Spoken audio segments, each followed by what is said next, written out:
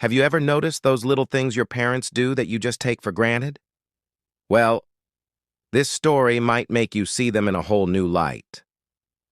When Abena was a little girl, she always wondered about something strange.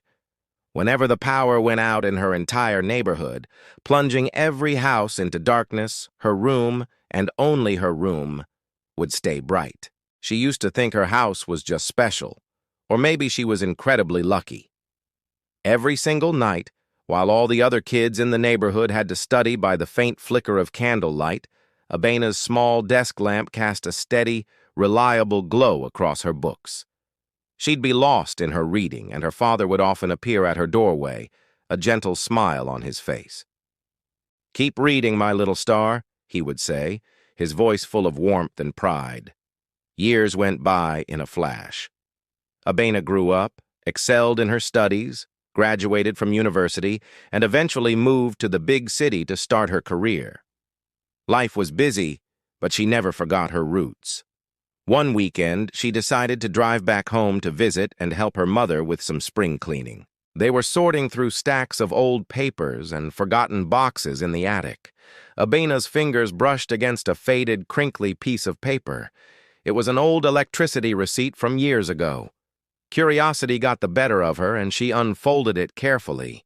Most of it was just standard numbers and charges, but a small handwritten note at the bottom caught her eye.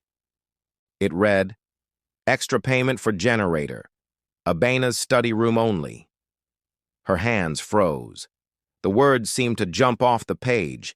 Suddenly, all those nights came rushing back to her. The dark neighborhood, the candlelight in other windows, and her own bright, unwavering lamp.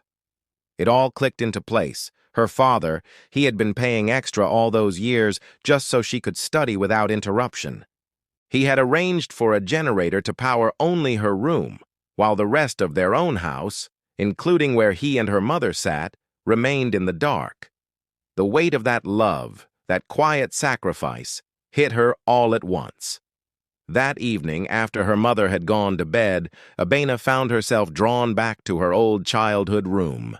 She sat down at the small wooden desk. On a whim, she flicked the switch on the familiar old lamp. It still worked. In the quiet of the room, she whispered and said, "Thank you, Dad, for keeping my light on, even when you sat in the dark. Our parents often light the way for us, making sacrifices we may never even know about, just to make sure our world stays bright." Thank you so much for watching.